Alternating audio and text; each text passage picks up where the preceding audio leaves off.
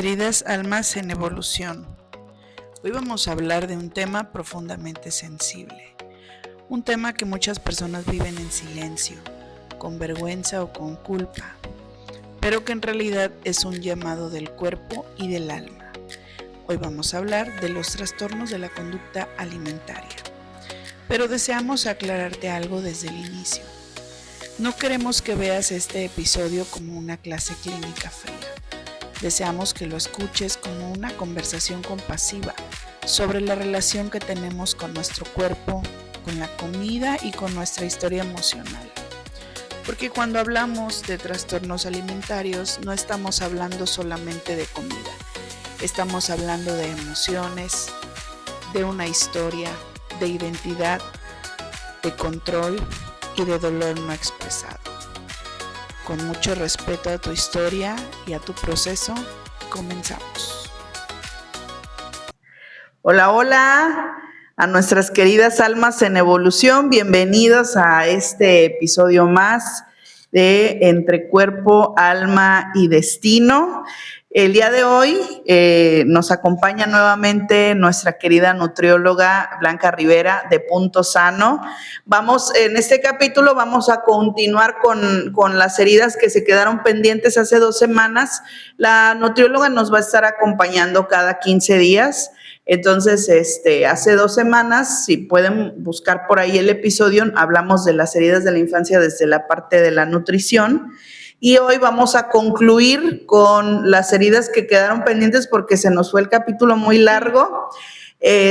Además, como que ese día que lo grabamos, como que había algo en el ambiente, como que era eclipse, como que estuvo muy atropellado ese capítulo. Hoy siento que está más fluido todo, siento que estamos más en sintonía. Esto pasa y pasa aquí, y pasa en la vida a diaria y nos va a pasar siempre. Hay algo que se llaman los biorritmos, que a veces vamos a estar en nuestro 100% y a veces vamos a estar más bajos, va a depender de muchos factores. Pero bueno, en esta ocasión vamos a continuar con la herida de traición, la herida de injusticia que nos quedó pendiente para entregarles ya completo el tema. Y vamos a hablar también desde la mirada de la nutrióloga de los trastornos de la conducta alimentaria. Vamos a tocar un poquito lo que es el body shaming y el body positive. Desde nuestras posturas, siempre respetando la opinión de los demás, pero desde nuestras posturas, no solo desde nuestras posturas, sino desde nuestra preparación también. Porque no venimos aquí a estar como más improvisados, ¿verdad? Bueno, en la herida de traición, entrando ya de lleno al tema, que se quedó pendiente la semana pasada, la herida de traición tiene como característica la máscara del controlador.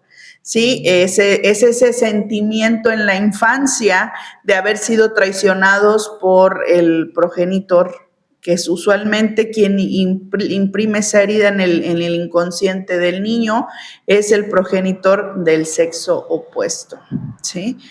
Por ejemplo, nosotras que somos mujeres, si tenemos por ahí identificada nuestra herida de traición, bueno, sucedió por el lado de papá.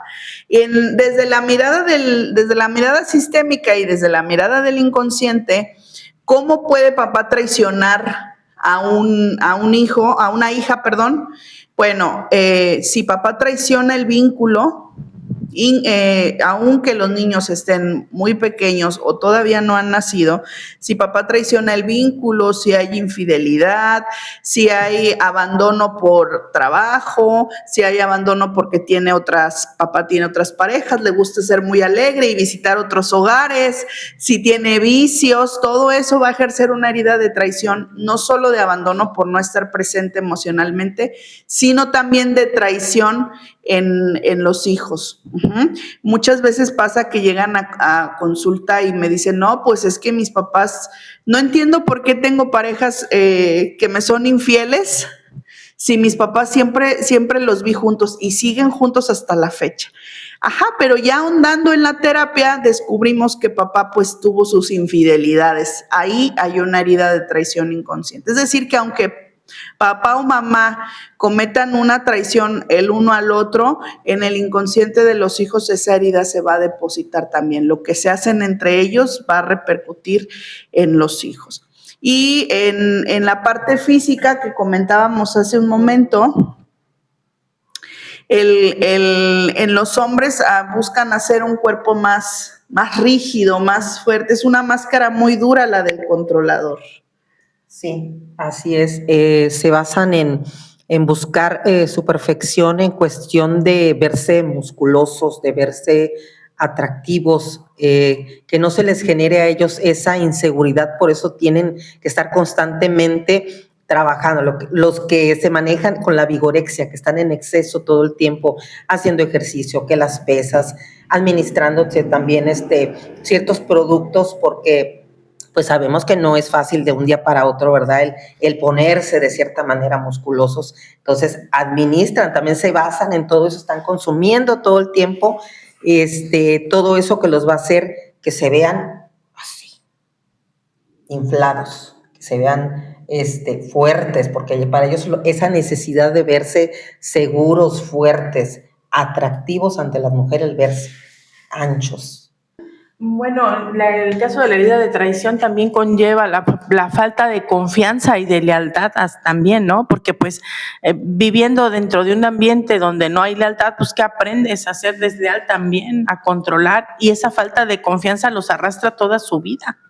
Lo que dices tú del control, ¿no? El haber, en ocasiones también el no saber delegar, el no saber decir, ¿sabes qué? Que necesito que me apoyes con esto, no se lo permiten. ¿Por qué? Porque sienten que no lo van a hacer como ellos lo podrían hacer. Saben que ellos lo pueden hacer mejor, ¿sí? Y esa es una de las maneras con las que también van por el mundo yendo de esa manera, siempre manejando también de esa manera en la cuestión emocional, el perfeccionismo también en todo. En esas situaciones de no permitirse ser apoyados, y sabes que también de no saber aceptar. Difícilmente aceptamos una herida, porque pues por eso es una herida y por eso son máscaras y tratamos de cubrirlas. Entonces, la persona con herida de traición, como en otras heridas debe de ocurrir también, se vuelven controladores porque quieren controlar, que no se vea, que no se note. A veces ni siquiera saben que tienen esa herida. Sí. A veces ni siquiera la encuentran, no saben qué es lo que les está pasando, por qué son controladores, por qué se exigen tanto, por qué tienen prisa por llegar a un lugar y no saben ni por qué. O sea, yo creo que hay que partir desde la parte en donde ya cuando tienes la emoción marcada, comenzar a buscar y ver qué está pasando en el caso de la alimentación también, porque todas las heridas se van a manifestar dentro de la alimentación. Por ejemplo, dentro de cuando hablamos de la anorexia y la bulimia, y esos atracones que existen, que se dan o que nos hemos dado alguna vez, ¿qué está pasando? Mi querida licenciada. Se lo paso acá. Ok, bueno, primero identificar qué son los trastornos de la conducta alimentaria. Son esas alteraciones muy complejas entre lo que es mi emoción, mi cuerpo y la alimentación, ¿ok? O sea, es una alteración que normalmente, como lo están mencionando, para que se note de manera ya física, que sea más visible para mi alrededor, incluso para cuestión personal, se dice que ya debe de haber pasado más o menos 3 años, ¿sí? Y entonces es, ¿qué siento? ¿Sí? ¿Cuál es mi sentir? ¿Cuál es mi emoción atrapada? ¿Qué empiezo a hacer? ¿Y cuál es mi consecuencia? Normalmente, pues cuando ya llega una consecuencia, pues puede ser mi forma de alimentarme o ya alguna lesión a mi propio cuerpo. Y muchas veces, o en la mayoría de las veces, pasan desapercibidos al principio. ¿Por qué? Porque la cultura de dieta, a como se manejaba hace años, a como estamos tratando de llevarla a cabo hoy en día, que es con una forma más consciente, más empática, entender desde dónde viene, desde dónde como, bueno, esa cultura de dieta totalmente extrema, de repente estoy comiendo pues lo más habitual posible a como mi entorno y de repente me voy al extremo. Entonces, ¿qué pasa? Es que está a dieta, por eso está comiendo así. O, ¿sabes qué? Le estoy contando todo a los alimentos, cuántas calorías, esto es malísimo, esto es permitido. O sea, cuando navegamos en esos bandos de lo bueno, lo malo, por cultura está normalizado. Sí, porque venimos de esa cultura de dieta muy extremista. Entonces, para que a veces la propia persona, su entorno o incluso a veces el profesional de salud lo note, ya pasó tiempo. La bulimia y la anorexia se esconden.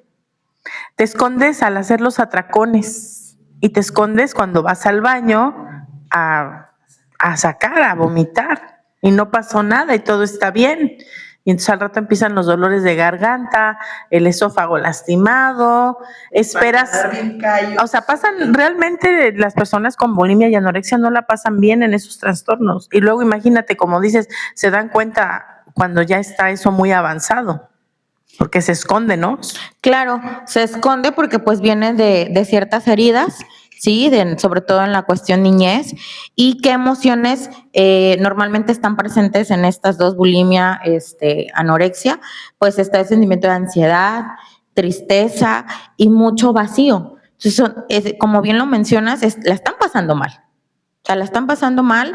¿Qué historias hay detrás de estas emociones? Bueno, pues son niños que se les sobreexigió mucho en su infancia, que hubo muchísimas comentarios acerca de su cuerpo, ¿sí? O si no fue directamente hacia ellos, hubo mucho señalamiento en su entorno con el peso, con la estética, con la figura, o incluso que ese valor personal que a veces desde niños empiezan a tener, lo ven relacionado a la cuestión física. O sea, valgo de acuerdo a si soy bonita, si cómo eres. Entonces, todo eso tiene que ver a llevarnos a creencias pues en nuestra versión adulta.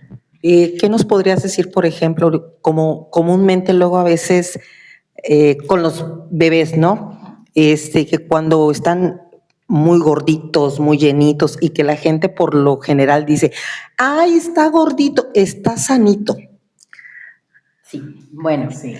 Justamente algo que yo siempre comento en cada una de mis consultas es, cada generación venimos a evolucionar. Venimos a aprender y a derribar a lo mejor cosas con las que se había trabajado y ya se experimentó que no funcionó, que no trajeron los resultados que tuvimos.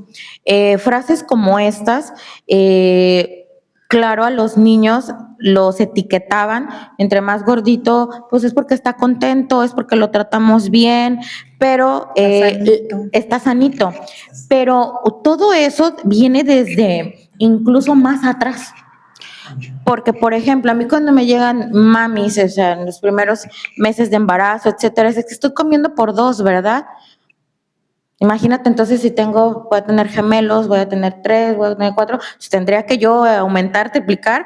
No. Entonces, realmente esas frases o esa estructura con la que a lo mejor nosotros crecimos, no debe de ser. Sí, entonces es desde cómo se alimenta mamá en el embarazo, cómo vive en emociones mamá, cómo pasa sus primeros días en lo que es en el posparto.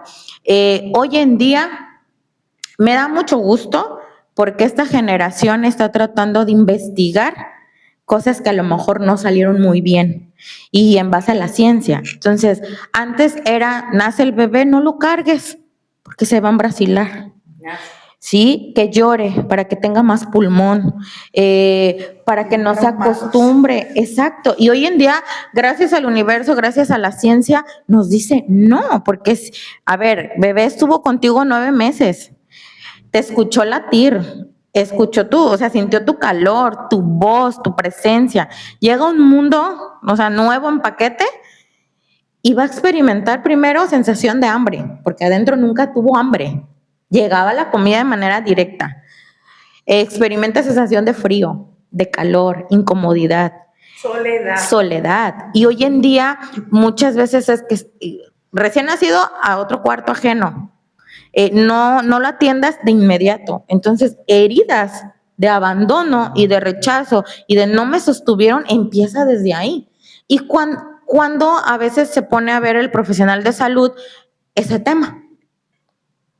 ¿Cómo fuiste sostenido?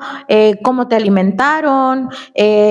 Todo eso debería de ser parte como incluso de nuestro listado, porque a veces queremos solamente ver el lado físico, el síntoma, sí, el signo, pero ¿dónde fue el origen, no? Entonces, la niñez sin duda alguna impacta directamente en nuestra forma de relacionarnos con la comida y con nuestro entorno. Para cerrar el tema de las heridas, vamos a terminar con la herida de injusticia y ya entramos de lleno a los trastornos. La herida de injusticia es parecida a la herida de traición. Aquí también va a haber la parte del rigidez, pero en la herida de injusticia está más marcada o está improntada, puede ser por papá o por mamá, por haber vivido frialdad emocional, exigencia y perfeccionismo.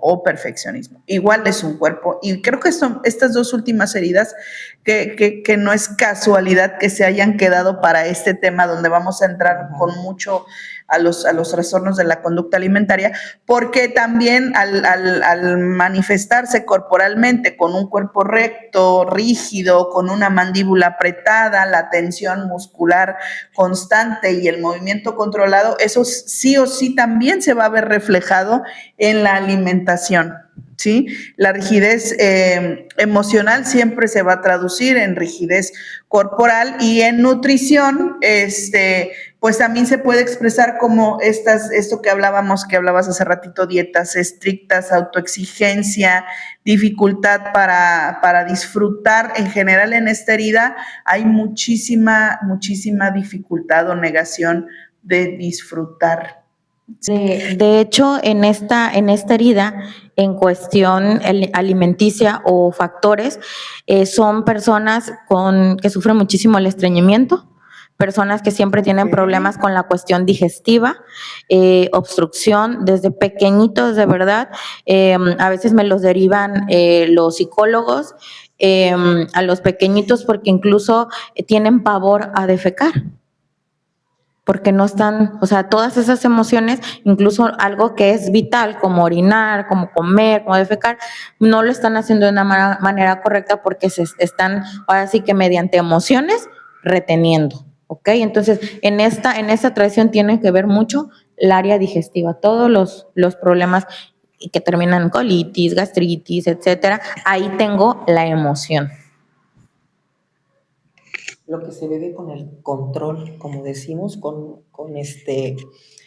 la herida de la injusticia, como vemos los cuerpos, como los ves tú rígidos, ¿no? Los ves duros, los ves rectos, siempre marcándose de una manera pues perfecta, ¿no? Siempre manteniéndose, sobre todo no permiten que se les ayude. No aceptan eso.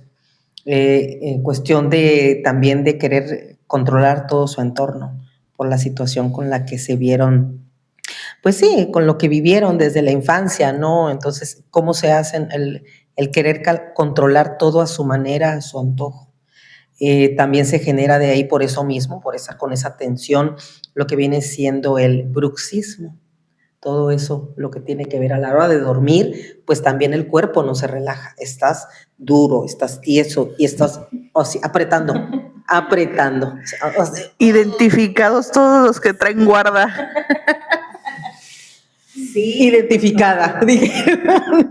Ok, bueno, pues sí, y cuando hablamos de trastornos alimentarios, pues estamos no solamente hablando de comida, estamos hablando de identidad, estamos hablando de control, estamos hablando de dolor no expresado. Desde la parte de la psicología, pues existen varios tipos de trastornos a la conducta alimentaria y entre los más conocidos la anorexia, la bulimia y el trastorno por atracón. Creo que es importante recalcar que estos trastornos, más allá de entender lo que ahorita como tú nos vas a explicar más a fondo, pues es una relación alterada una relación alterada con la comida y con el cuerpo, ¿sí? Donde ya la comida dejó de ser algo que te nutre y se convirtió en un lenguaje emocional de lo que estás viviendo. Después también vamos a hablar del counting, pero eso va a ser en otro episodio, porque también, así como ahorita los trastornos de la conducta alimentaria se han disparado, ya ni siquiera solo en jóvenes, ya encuentras adultos con problemas de anorexia.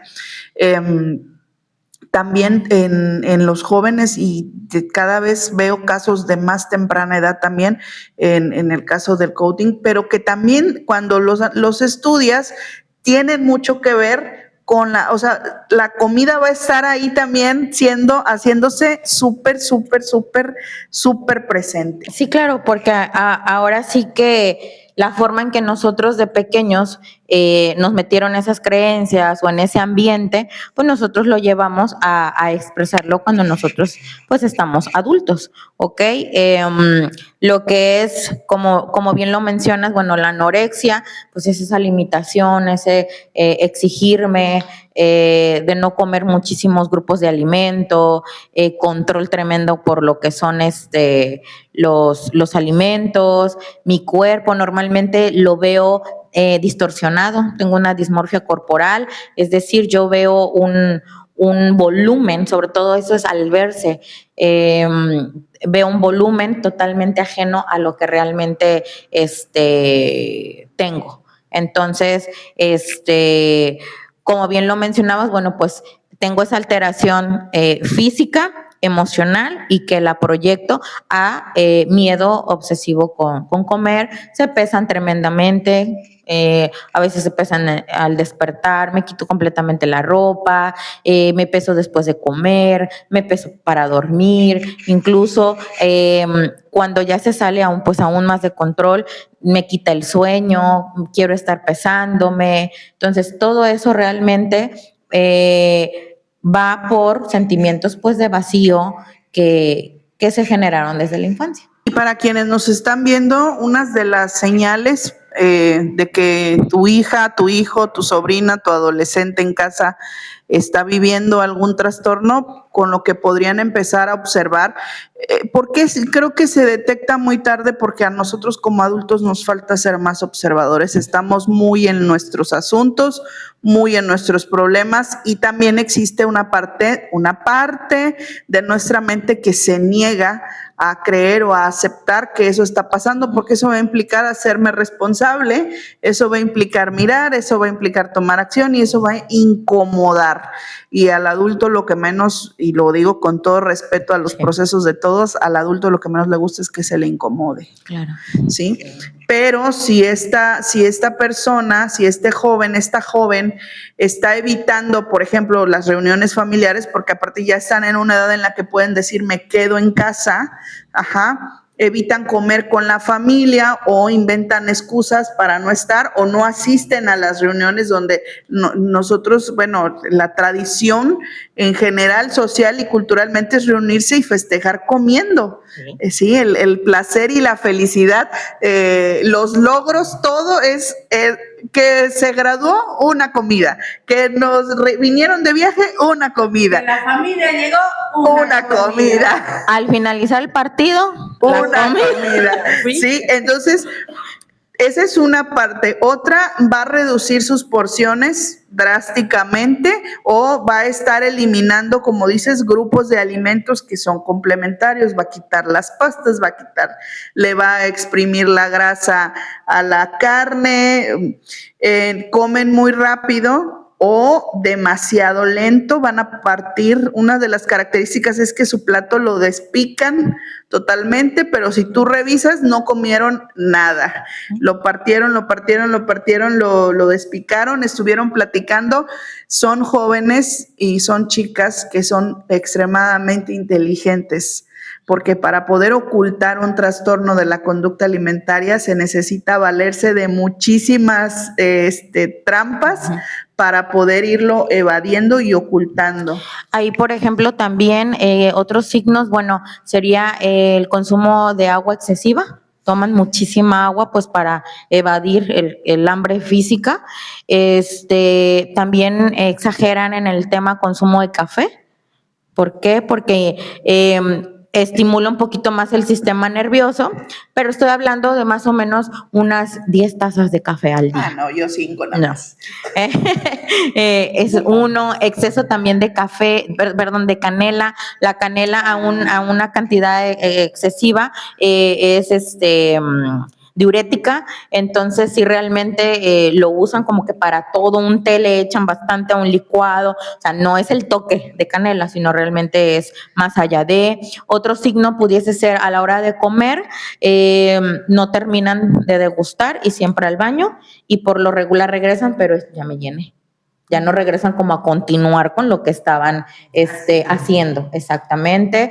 Y también son personas muy cambiantes en sus hábitos, o de repente me mega cuido, el extremo, y otros 3 meses me voy al extremo. Entonces, ¿por qué voy entre?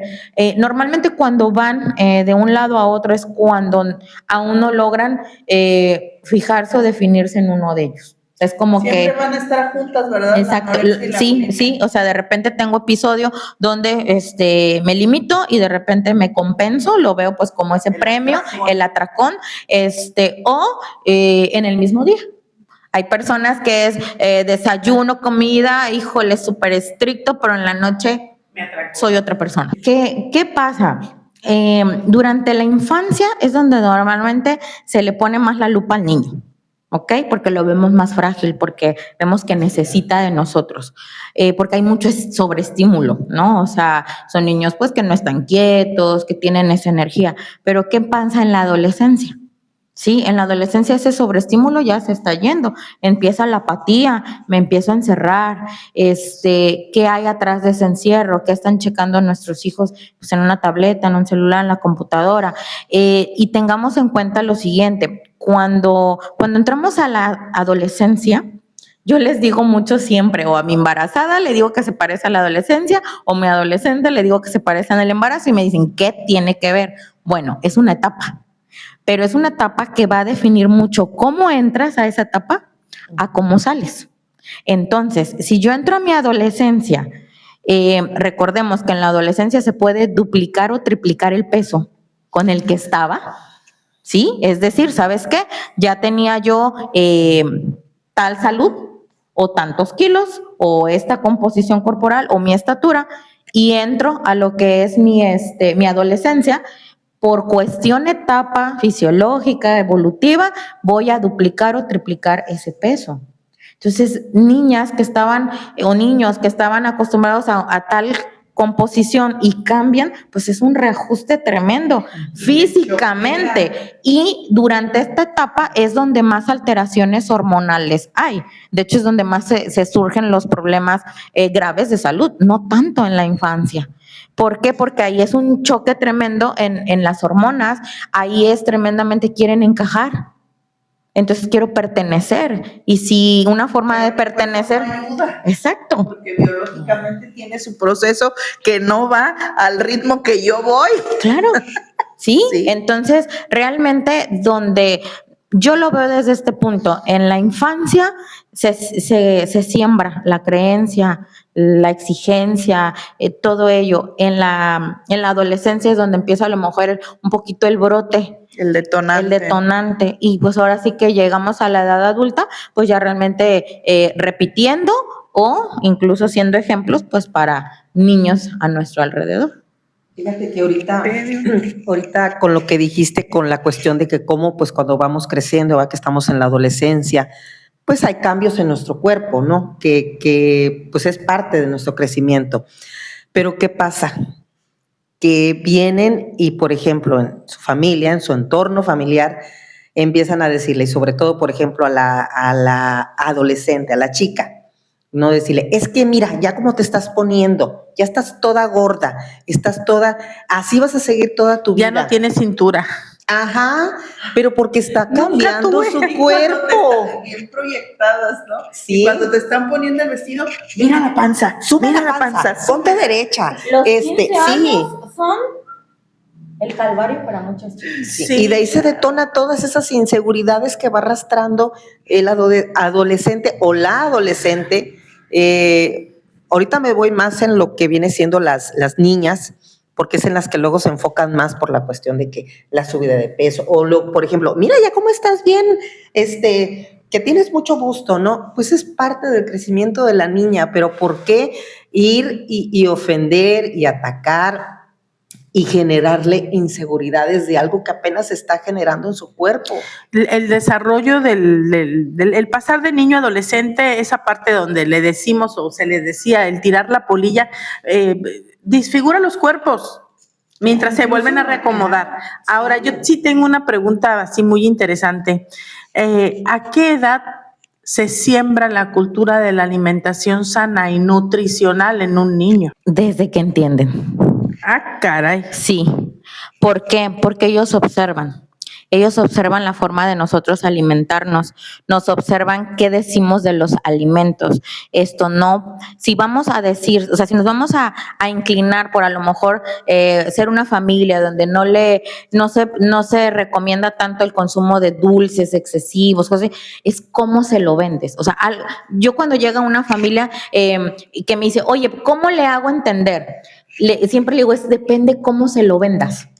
Todos vamos tal vez, a ver, no quiero que coma dulce, no quiero que tome refresco, no, ajá, pero ¿cómo se lo vendes? Si se lo vendes no porque digo yo, no porque vas a engordar, no, pero no le vas a explicar, si no te paras a explicarle las consecuencias tal vez en tu dentadura, en tu crecimiento, en que, oye, vas a estar más cansado para el examen, oye, te vas a estar durmiendo en la clase, mira, al rato que te quieras dormir, no te vas a querer dormir fácilmente. Fíjate que en lugar de que cada que vayas al baño varias veces al día, vas a sufrir de estreñimiento, te va a doler tu pancito, o sea, le des el contexto. Pero si solamente nos escucha esto no porque es malo, esto no porque voy a engordar, y de hecho, a veces la repulsión o el cariño hacia el cuerpo tiene mucho que ver con cómo vimos a mamá expresarse de su propio cuerpo.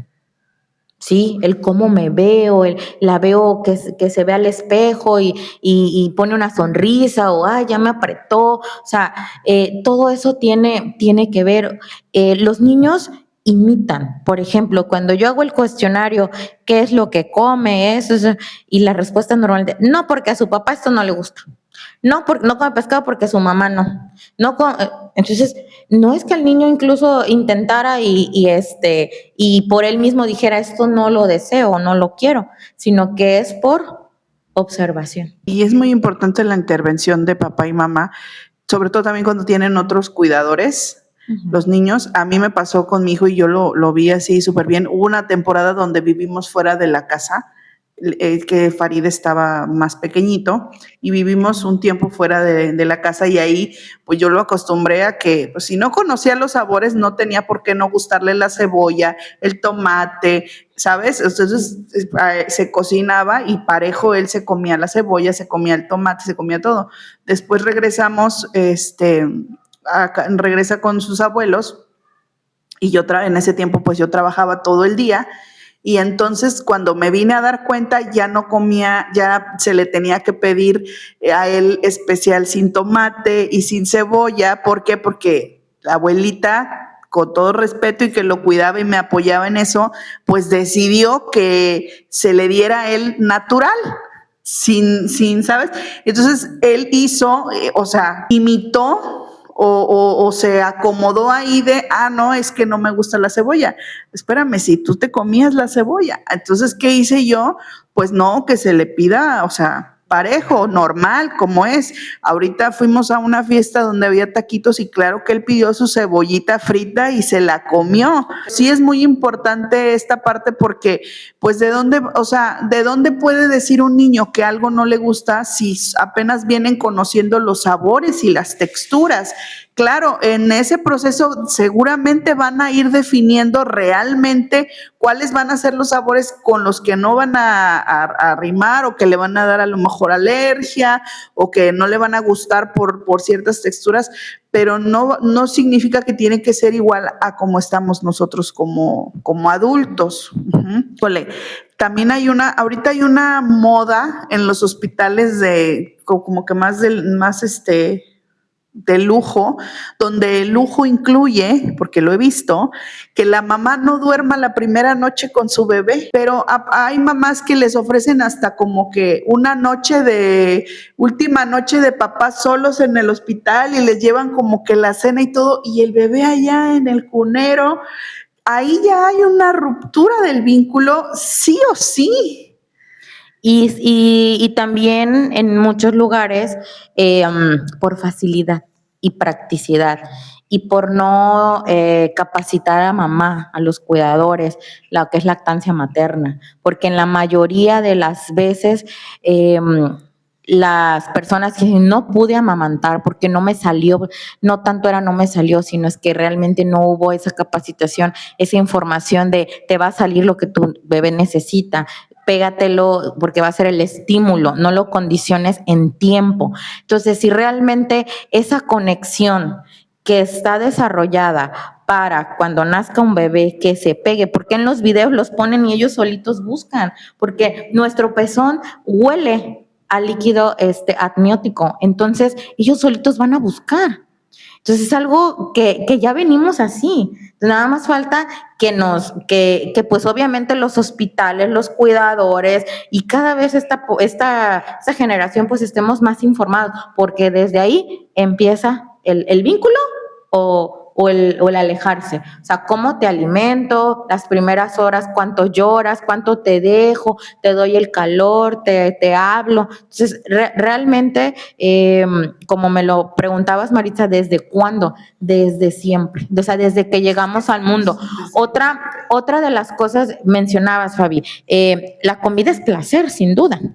Bueno, una de las características que cuando el niño empieza a comer, hay que presentarle la comida y hay que dejarlo que se embarre. Sí, él solito va a ir teniendo esa maduración de ya voy evitando embarrarme por completo. Pero ¿qué pasa a veces con los cuidadores de apenas se embarró la manita? Que no se ensucie. Y desde ahí también empieza el tema de, ¿no?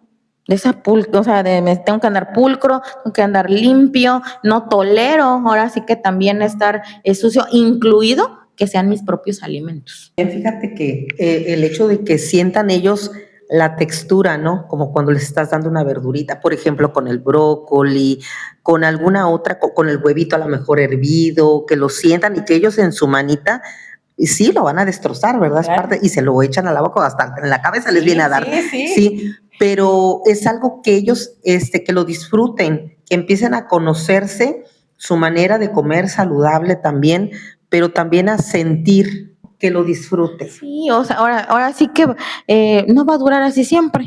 Claro. Todo en la vida son etapas. Sí, toda en la vida son etapas y es disfrutar.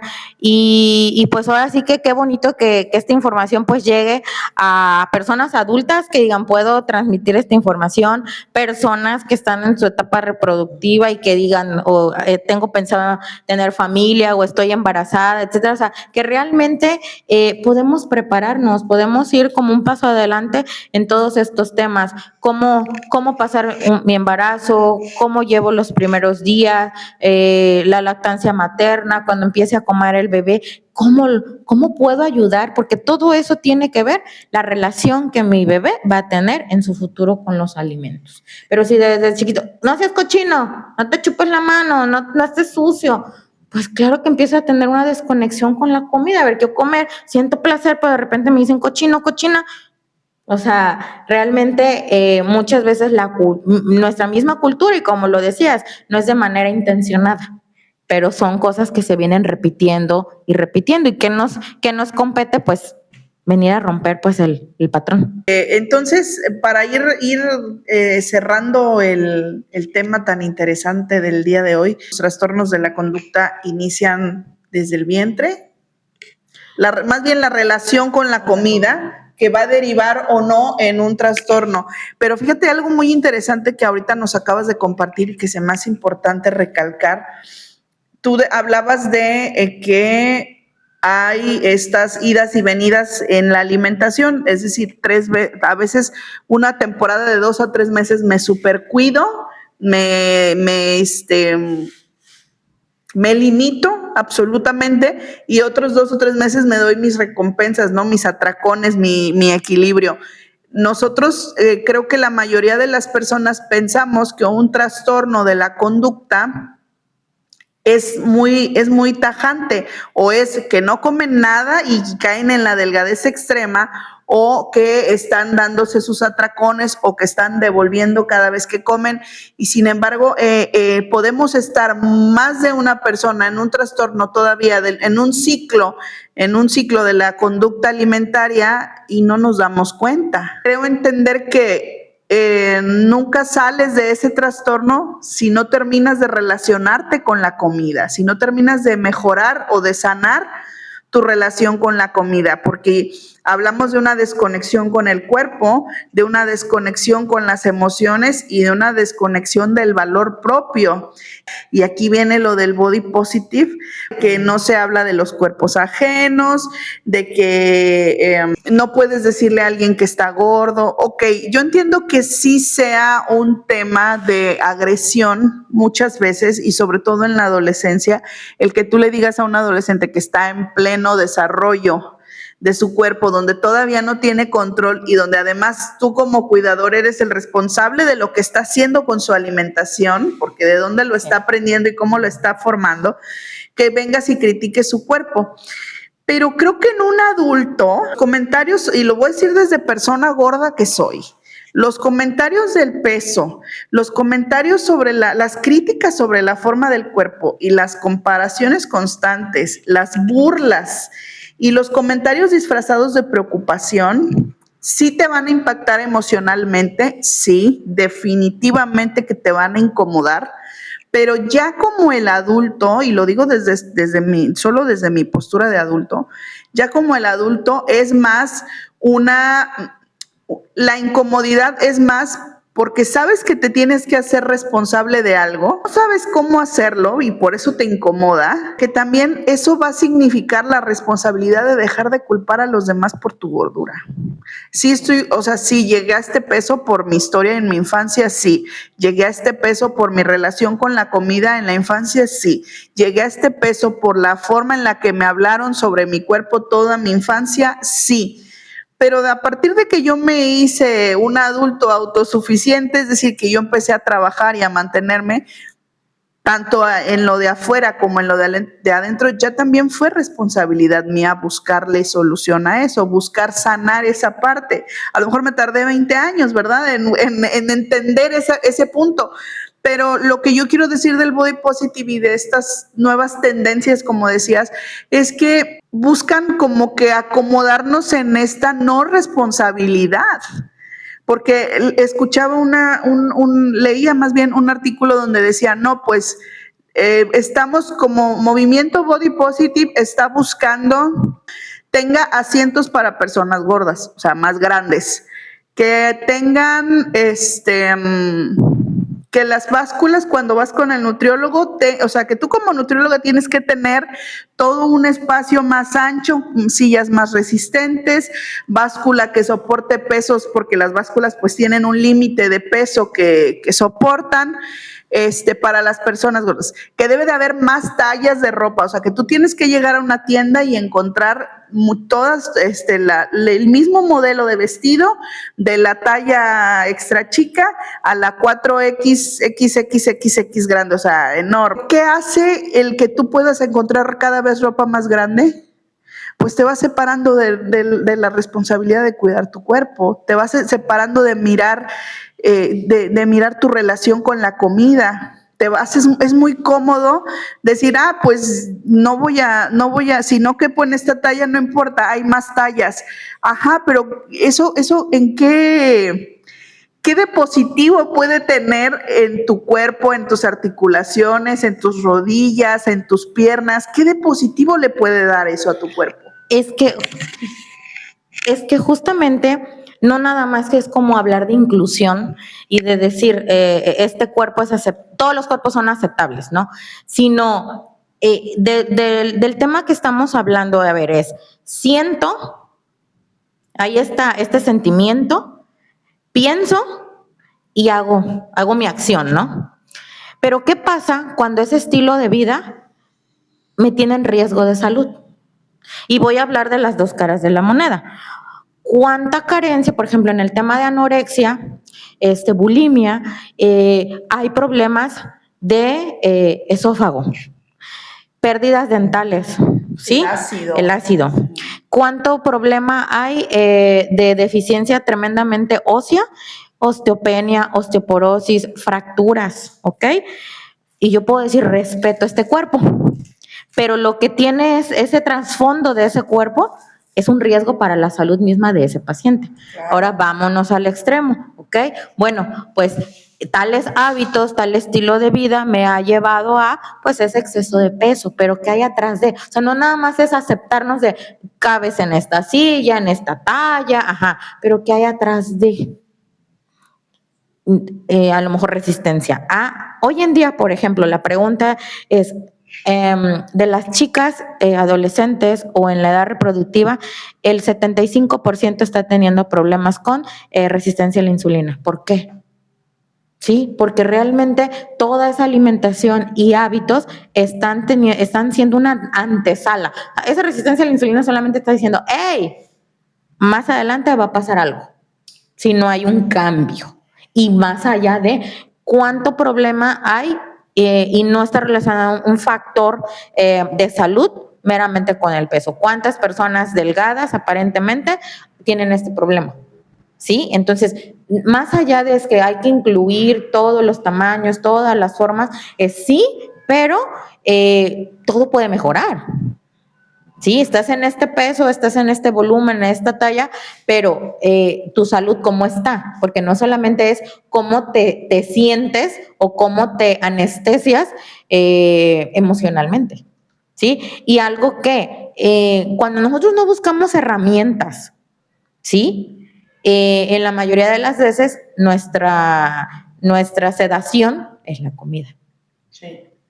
Sí, o sea, puedo, nuestro refugio, o sea, porque como lo decías, Fabi, bueno, podemos estar durante alguna etapa de la vida, padecer algo de esto, pero cuando ya realmente te llevó a un extremo, cuando se convirtió en tu estilo de vida tal cual, es cuando ya se considera un trastorno. Pero cuando tú dices, bueno, en un momento de mi vida, la comida fue mi refugio o fue mi castigo, pero fui avanzando, fui teniendo otras herramientas para poder solucionar el tema emocional, no es considerado un trastorno. O sea, fueron ciertos hábitos de manera temporal, no de manera definitiva, porque normalmente para salir de un trastorno de la conducta alimentaria es mucho tiempo, disciplina y sobre todo equipo multidisciplinario. No nada más es ya lo identifico, ya lo platiqué, no, es con los terapeutas indicados, psicológicos, la parte médica, la parte nutricional, la parte dental, o sea, todo eso tiene que ver y no es de la noche a la mañana. Entonces sí realmente es un proceso que no se recomienda vivir en soledad. Se recomienda, al contrario, poderlo expresar para poder hacer las paces con la comida. Y algo que realmente a veces se vive en guerra, pues es porque no nos habitamos. No, o sea, no habitamos.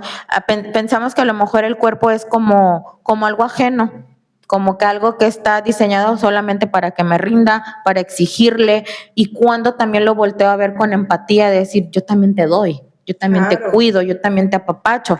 Digo, no sé, el celular que tenemos no es el mismo de hace 20 años.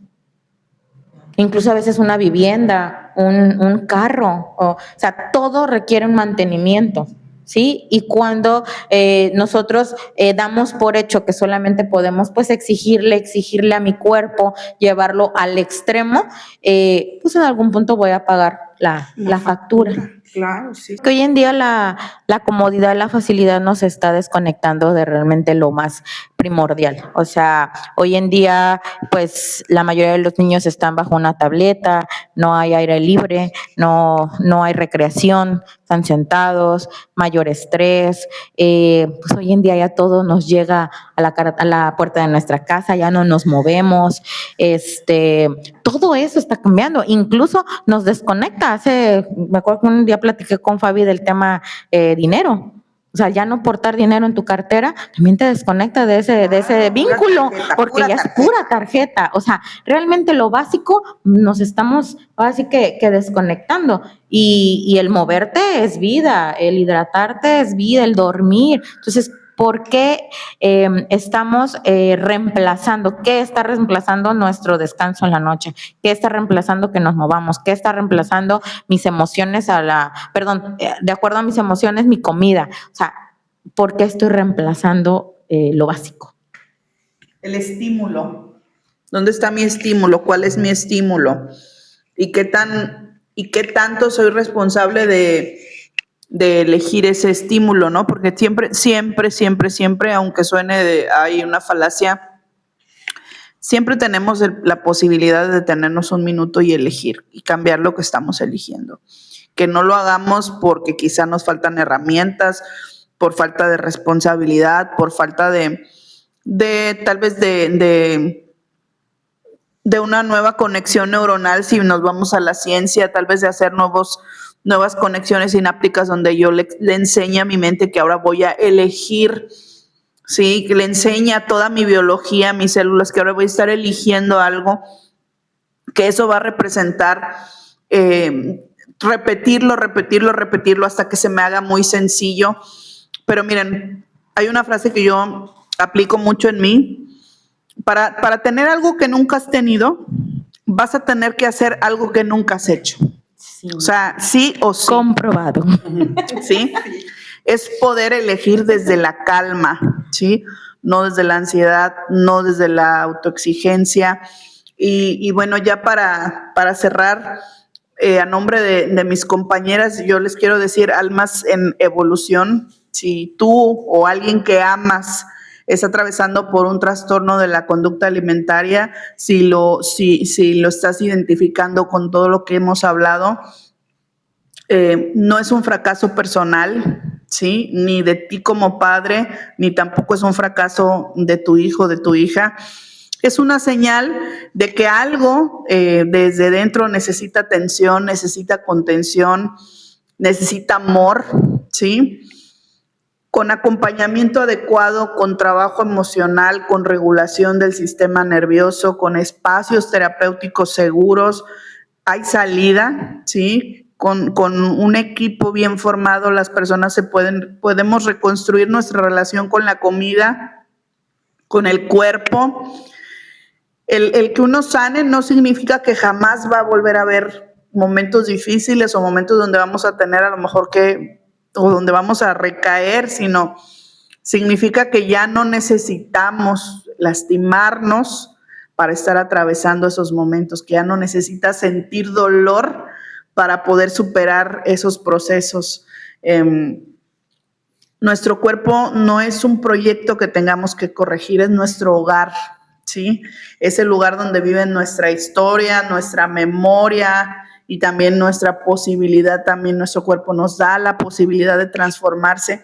Y cuando vamos aprendiendo a habitarlo con respeto, con amor, todo eso dentro de nosotros va a ir cambiando. La comida va a dejar de ser una batalla y va a volverse lo que debió ser desde el principio: nutrición, energía, conexión con la vida. Y bueno, pues a nombre de mis compañeras, gracias por estar aquí, por escucharnos con el corazón abierto y por seguir evolucionando. Y nos vemos en el próximo episodio. Chao. Bye, bye.